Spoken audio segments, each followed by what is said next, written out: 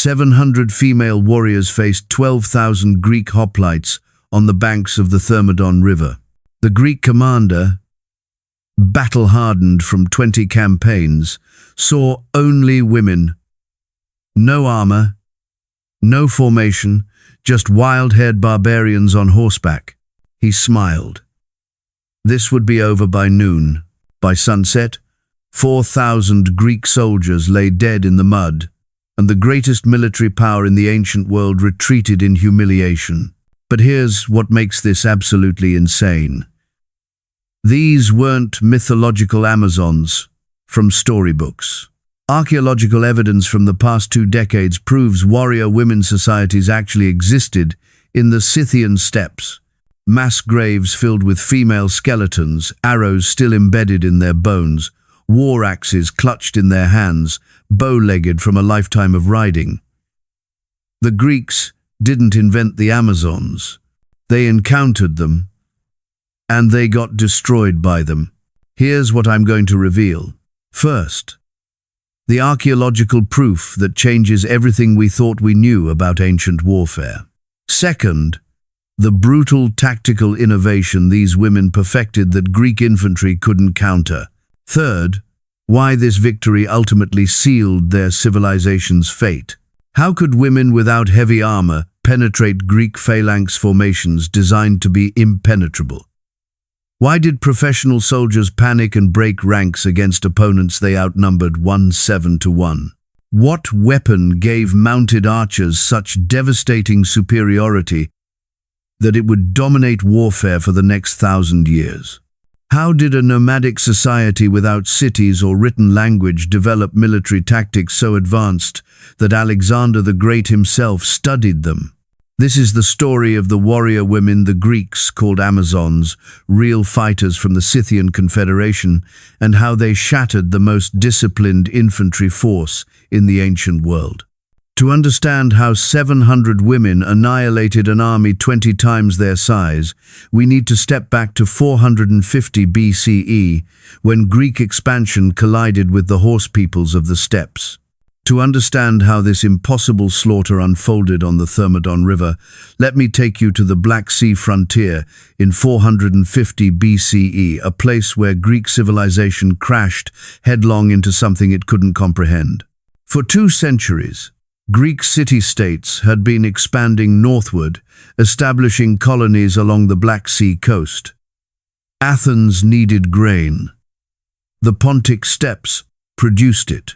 What started as trade posts evolved into fortified settlements, then full cities claiming territory deeper into the interior.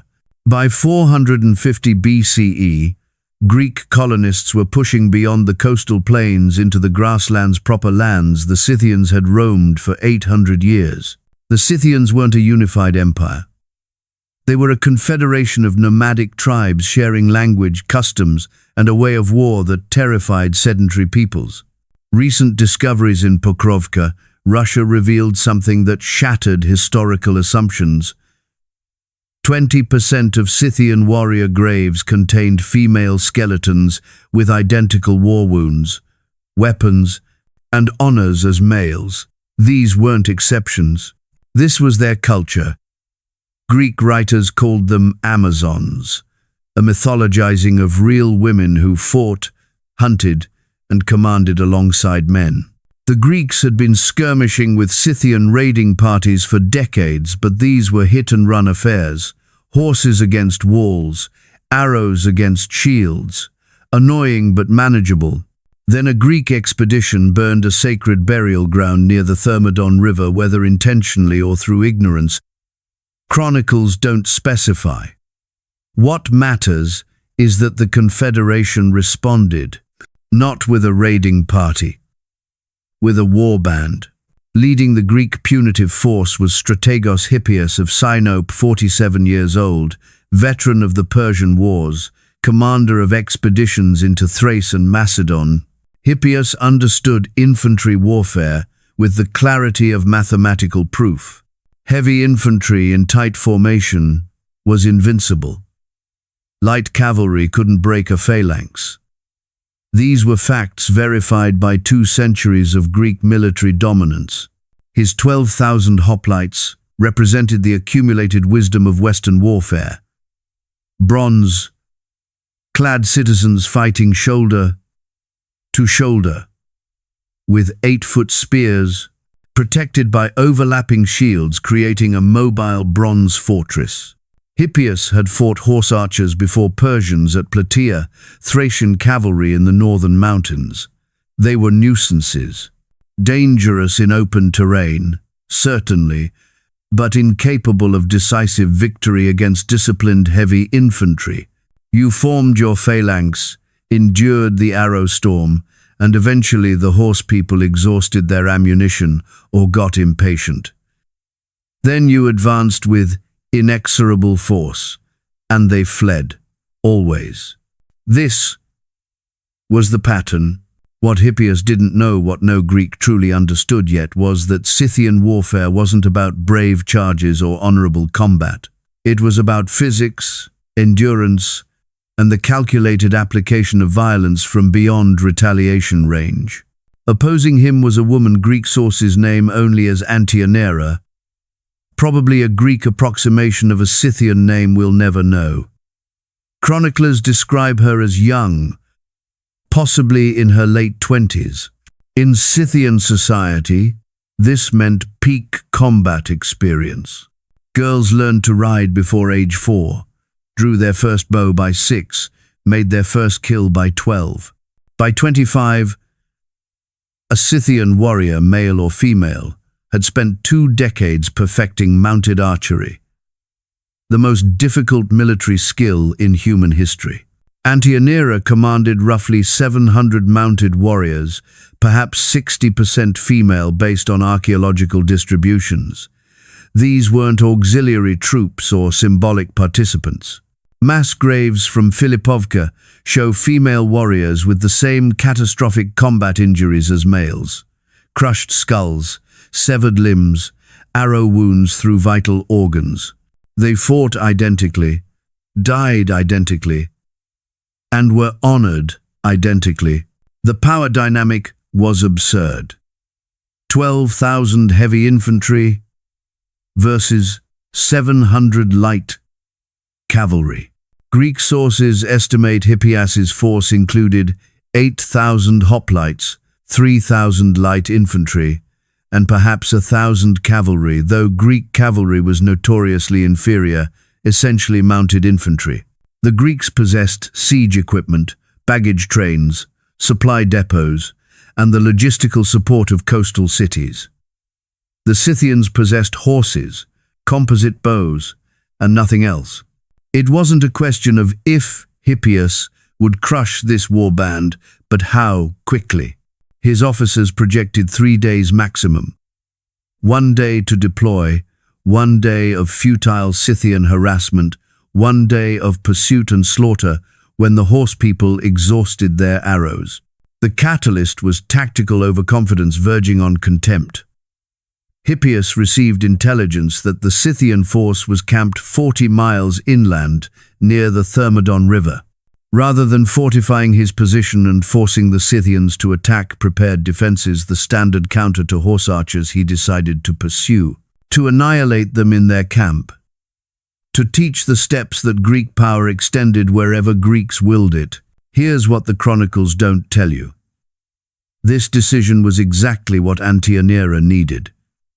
Greek infantry excelled in defensive positions. In pursuit across open grassland, they were moving targets. As Hippias's 12,000 warriors marched inland in their perfect formations, flags streaming, bronze glittering, supremely confident, the stage was set for one of the most lopsided massacres in ancient warfare.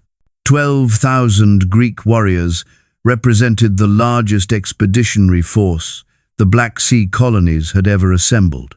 If they marched in column, the standard formation for movement, they would stretch for nearly 6 miles, a serpent of bronze and iron winding through the grasslands.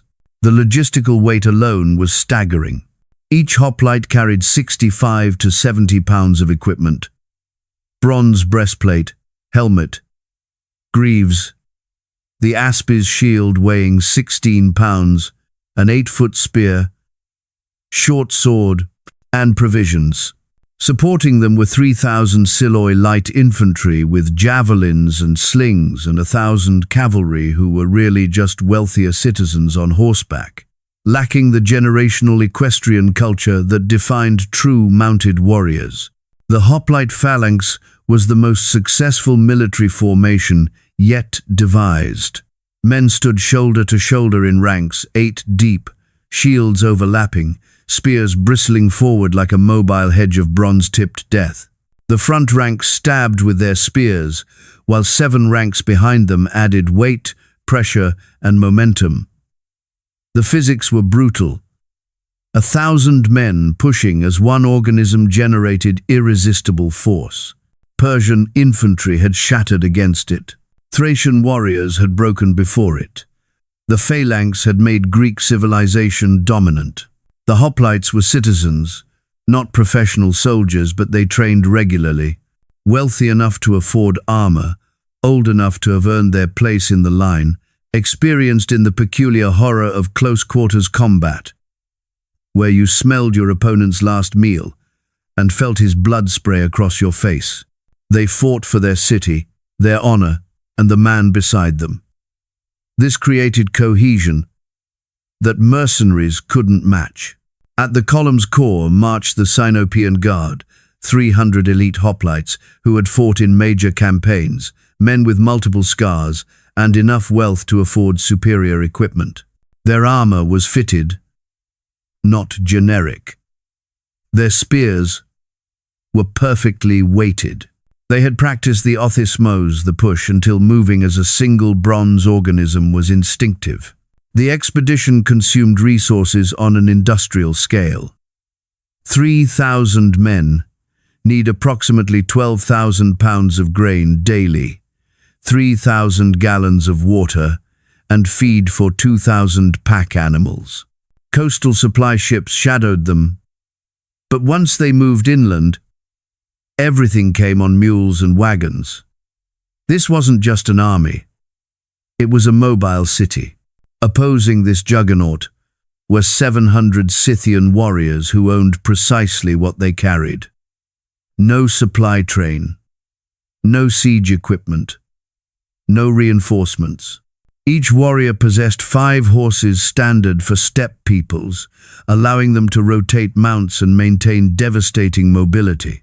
They wore leather armor or heavy felt that stopped slashing weapons surprisingly well, but offered minimal protection against direct spear thrusts. Some wore scale armor looted from previous victims. Their true wealth was in their bows and arrows. Scythian composite bows were technological marvels. Wood, horn, and sinew laminated together, requiring 2 years to cure properly. These asymmetric recurve designs generated draw weights of 100 to 160 pounds, comparable to English longbows, but significantly shorter, allowing use on horseback. Each warrior carried 60 to 80 arrows, obsessively maintained. Bronze or iron heads, carefully balanced, capable of penetrating armor at 100 yards. But numbers don't lie. 700 warriors, 12,000 enemies.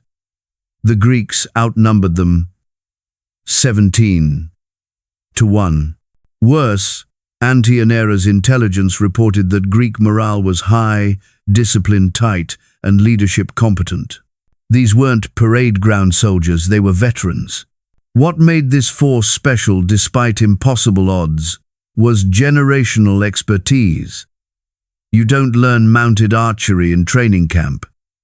You learn it from birth.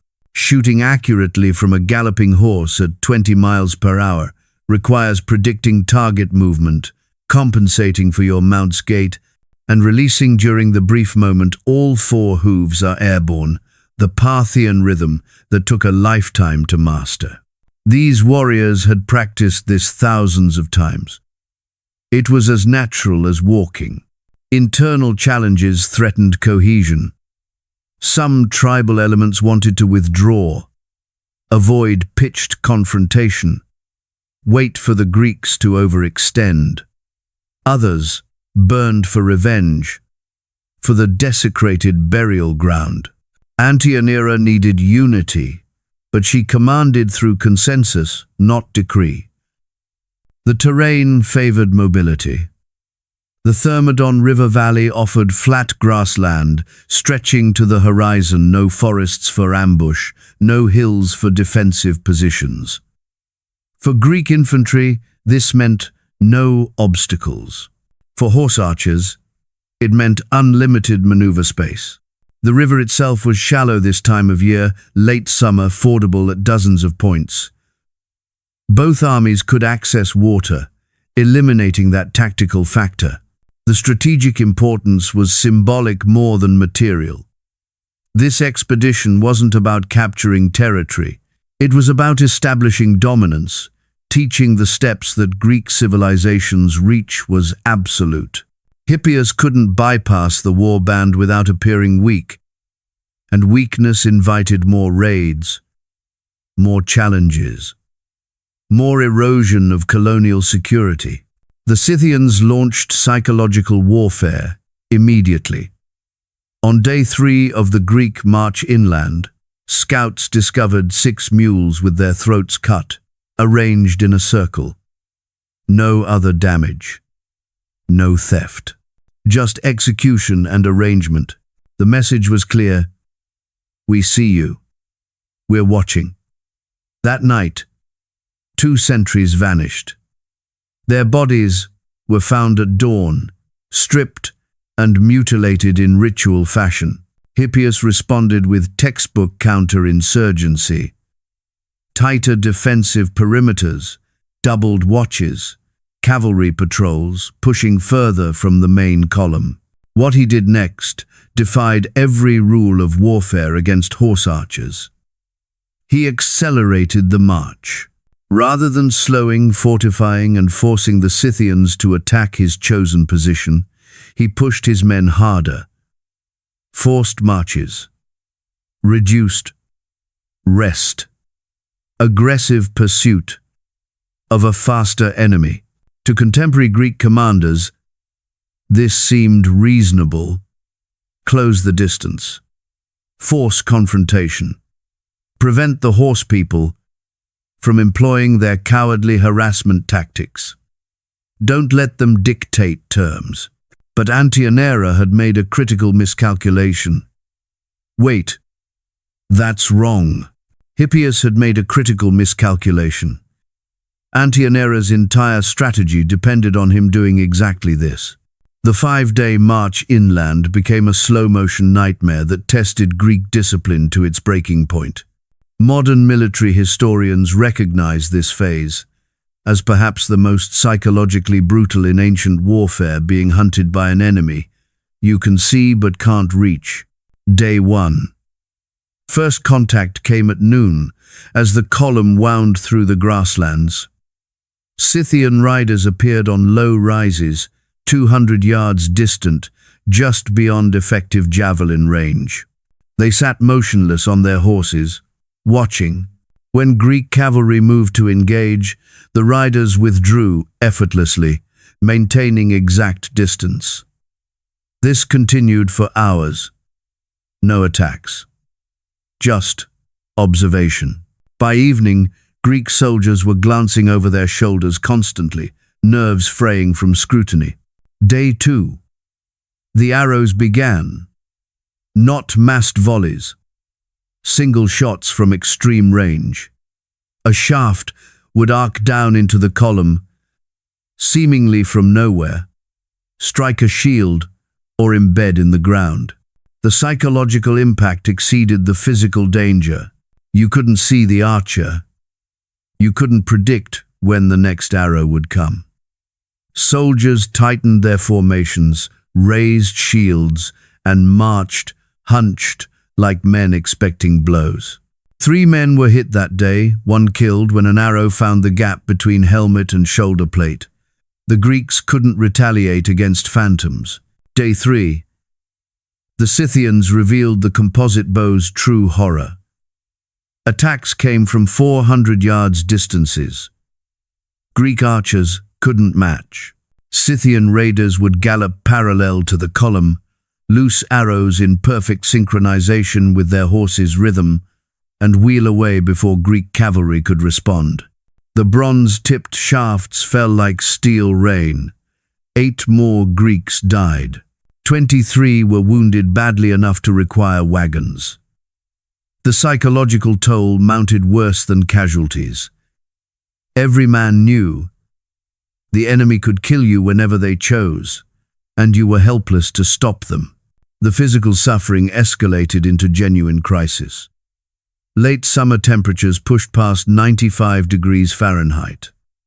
Men marched wearing 65 pounds of bronze that absorbed and radiated heat like ovens. Modern military research shows that heat exhaustion begins affecting performance at core body temperatures around 103 degrees Fahrenheit. In full hoplite panoply under the summer sun, many Greeks likely reached 104 to 105 degrees Fahrenheit. Tongues swelled. Vision blurred at the edges. Fine motor control deteriorated. Water discipline collapsed. Soldiers drank their rations too quickly, knowing the Thermodon was close. By day 4, dozens were stumbling, held upright by comrades. Day 4. The harassment intensified into constant pressure. Scythian raiders struck the column's rear, flanks, and forward scouts simultaneously. The Greeks couldn't respond effectively because targets evaporated before counterforces arrived. Hippias maintained iron discipline, no breaking ranks, no wild pursuits, steady advance toward the river. But maintaining discipline required watching soldiers die without fighting back. It violated every warrior instinct these men possessed. The urge to charge burned in every heart. Greek warfare was about frontal assault, about closing with the enemy and deciding matters hand to hand like men.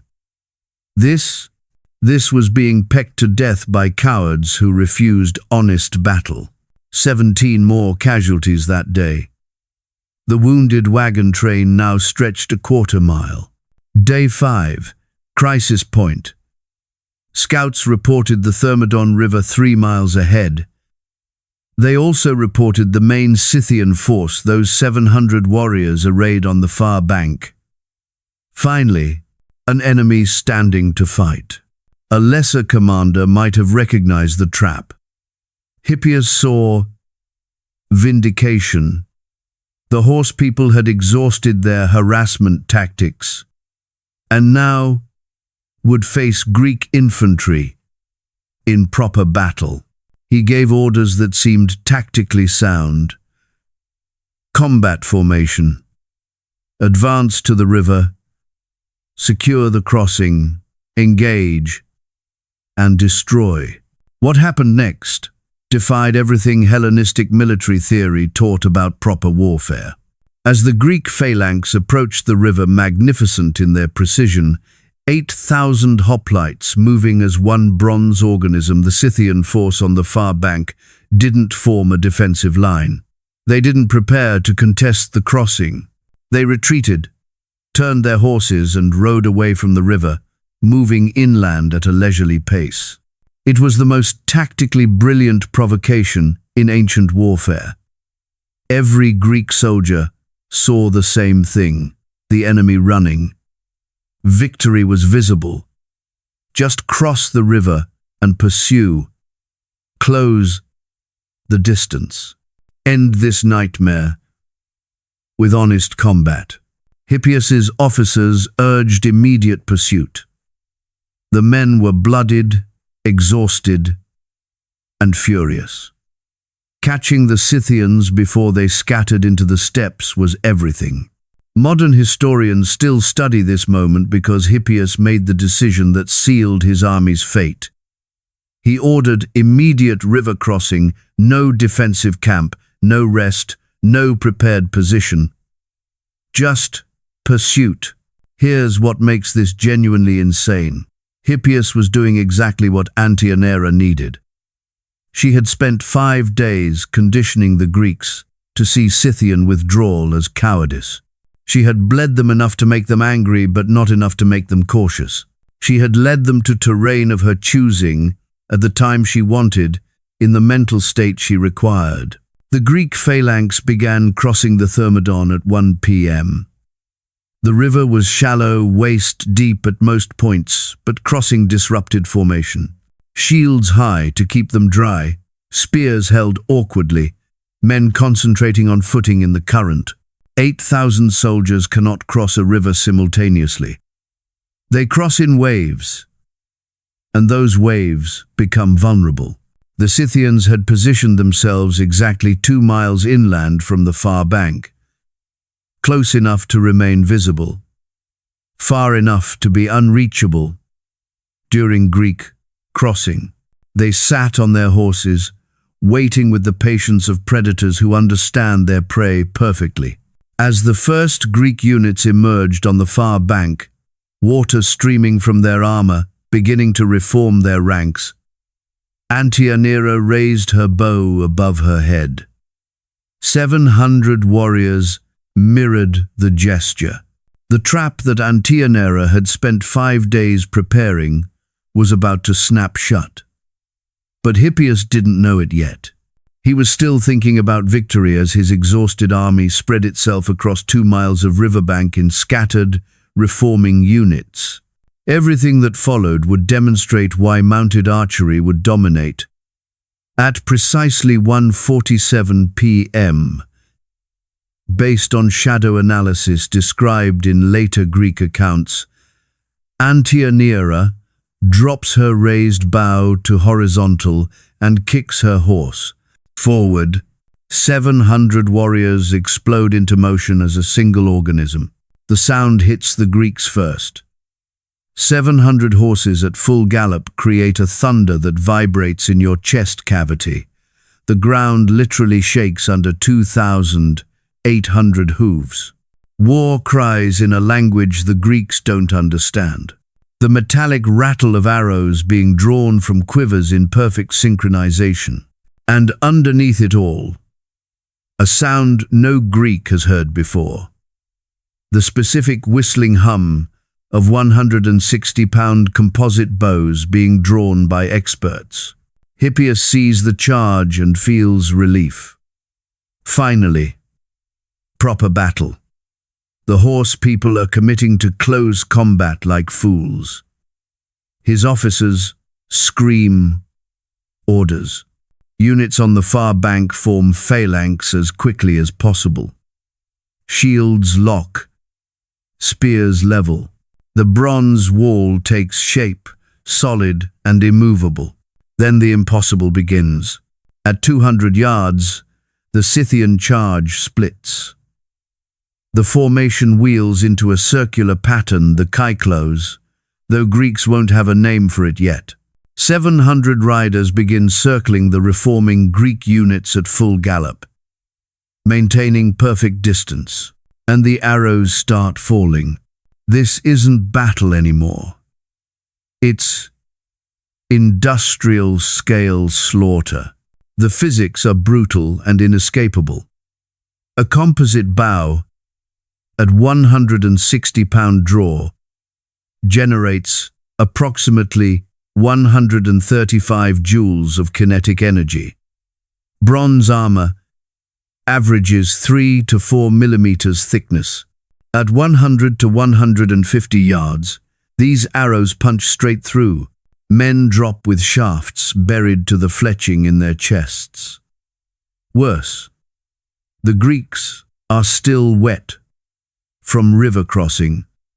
Bronze against wet linen backing provides less protection than dry equipment. The arrows penetrate deeper.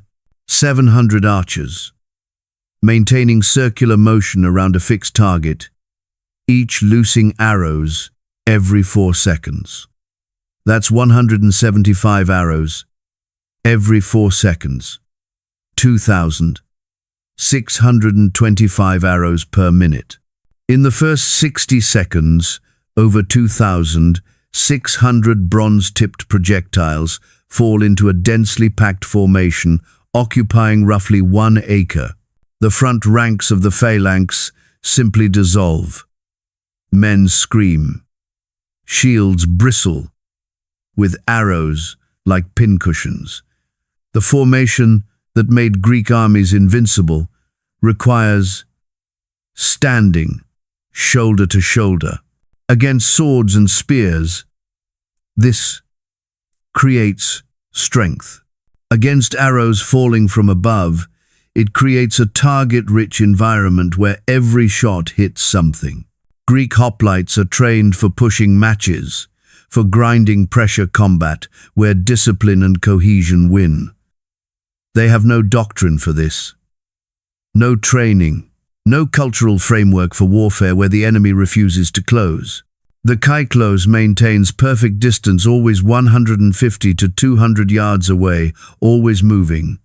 Greek heavy infantry can achieve perhaps 4 miles per hour in full panoply over short distances. The Scythian horses maintain 20 miles per hour effortlessly. The speed differential makes pursuit literally impossible. Greek cavalry attempts to break the circle. It's suicide. Scythian riders simply open gaps in their formation, let the Greek horsemen through, then turn and destroy them from behind. Greek cavalry are wealthy citizens on horses. Scythians are centaurs, people for whom horse and rider are one organism. The Greeks are slaughtered in minutes. At 2:15 p.m., panic begins its deadly work. The first Greek unit breaks not the green troops, but veterans who understand mathematics. They can't win, can't flee, can't even fight back. Some men drop their shields and run for the river. The Scythians cut them down easily. Unarmored runners are even easier targets than formed infantry. Hippias screams for order, but he's trapped in the same nightmare. His position is being targeted specifically. Command staff members drop with arrows through their throats. His own helmet gets struck so hard the bronze dents inward, stunning him. Here's where knowing history changes everything. Herodotus described exactly this tactic, being used by Scythians against Persian Emperor Darius I, decades earlier. The Persians survived only because they had mounted archers of their own to counterattack. The Greeks have no mobile archery tradition. They literally cannot fight back.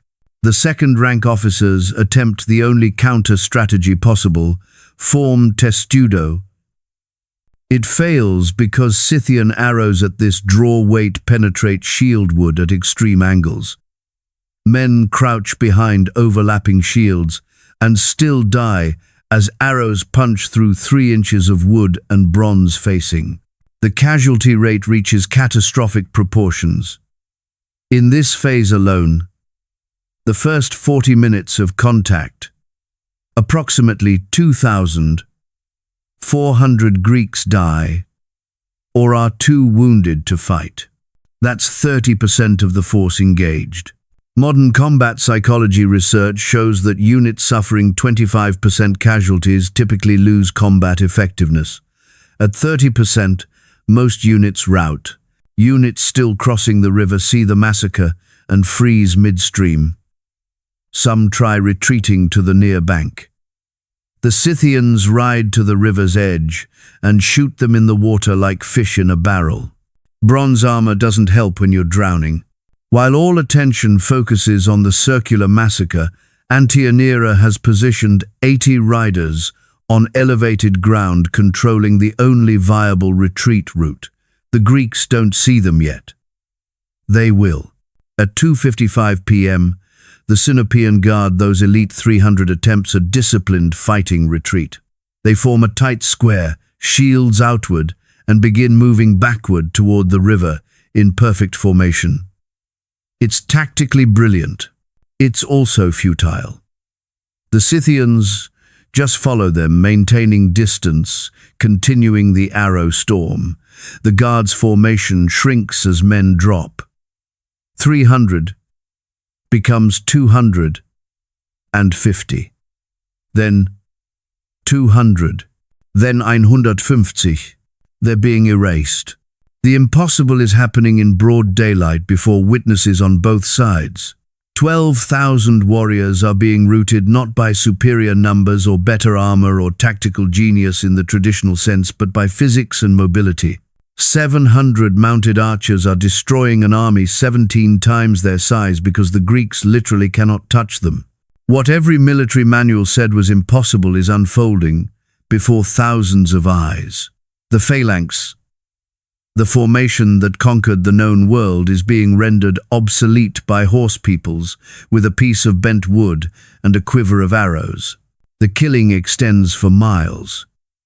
Greek corpses carpet the grassland so thickly that Scythian horses must walk carefully to avoid tripping on bodies. The river crossing becomes a charnel house. Men drowning in waist-deep water, dragged down by 70 pounds of bronze. Bodies floating downstream, bobbing grotesquely in the current. The water runs red, actually red, not metaphorically, for 300 yards.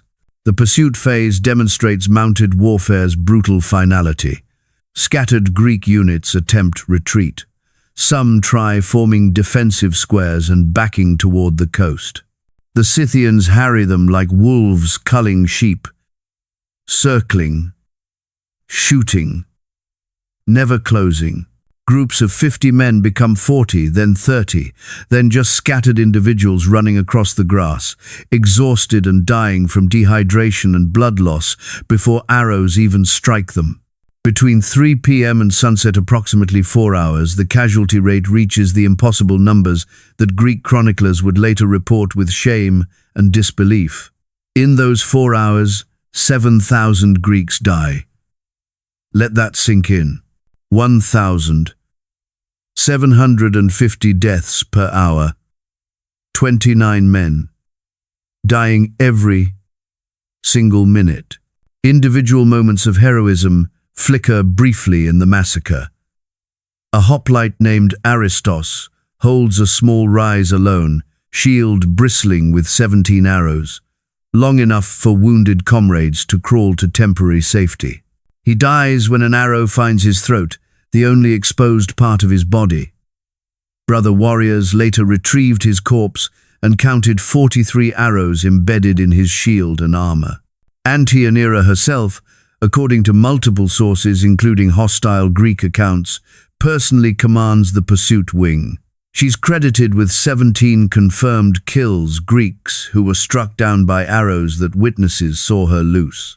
At one point, a Greek officer on horseback charges her directly. She shoots his horse, waits while he struggles to rise in full armor, then puts an arrow through his eye socket from 40 yards. Scythian warriors reportedly cheered. The Sinopian Guard makes its final stand on a low hill 3 miles from the river. 117 survivors. All that remains of 300 elite warriors. They form a final circle, shields locked, and prepare to die like Greeks should. The Scythians surround them and simply shoot them to death from a distance. No glorious last charge, no heroic final clash. Just arrows falling and men crumpling until the circle stops moving. Hippias watches his elite unit die from a half-mile away, powerless to help. He survives by hiding among the wounded, smearing himself with blood, and playing dead for 6 hours. A warrior's reputation destroyed more thoroughly than his army. The enemy perspective captures the psychological devastation. According to Herodotus's account compiled from multiple sources, a Scythian tribal elder later described the Greek commander's face. He watched his bronze men fall like grain before the scythe. He understood, finally, that his people's way of war was ending. That knowledge broke him worse than arrows ever could. Elite units that never knew defeat in 2 centuries of Mediterranean warfare simply ceased to exist. the Sinopean Guard, the Amisos veterans, the Athenian Auxiliary Company, all annihilated. Greek military tradition held that disciplined heavy infantry was invincible in proper battle. That assumption died on the Thermodon. The final statistics are preserved in Herodotus, Strabo, and later compiled by Plutarch. Greek dead, 7,321.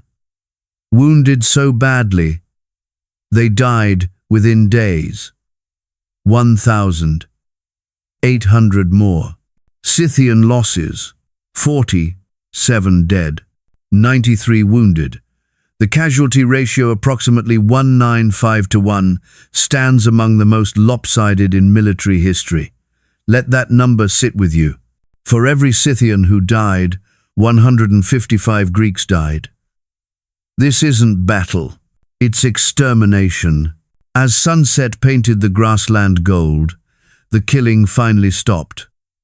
Scythian warriors began collecting arrows, precious equipment, requiring months to manufacture properly. They stripped useful armor from corpses, took weapons, but left most Greek equipment scattered. What use did mounted peoples have for 70-pound bronze panoply? Antianera, finally allowing herself to feel exhaustion, dismounted and stood looking at the field of death she'd created. Greek sources claim she wept not from grief, but from physical relief. She'd been riding and shooting for nearly 6 hours straight. The composite bows generated such draw weight that most archers couldn't maintain full power past 4 hours. Her fingers were bloody from string cuts, her shoulder muscles knotted from hundreds of repetitions.